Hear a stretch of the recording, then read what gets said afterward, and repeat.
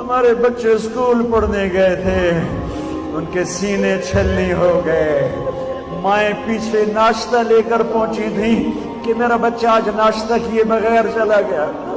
آگے اس کا تڑپتا ہوا لاشا تھا، ماں دوپہر کے کھانے کی تیاری کر رہی تھی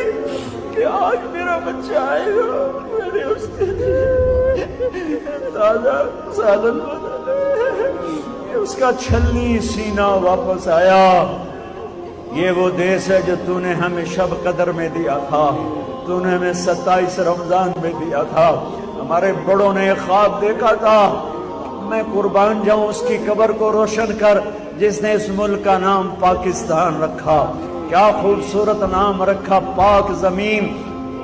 انہوں نے یہی خواب دیکھا تھا، ایک زمین ہوگی جس پہ ظلم نہ ہوگا، جس پہ قتل نہ حق نہ ہوگا،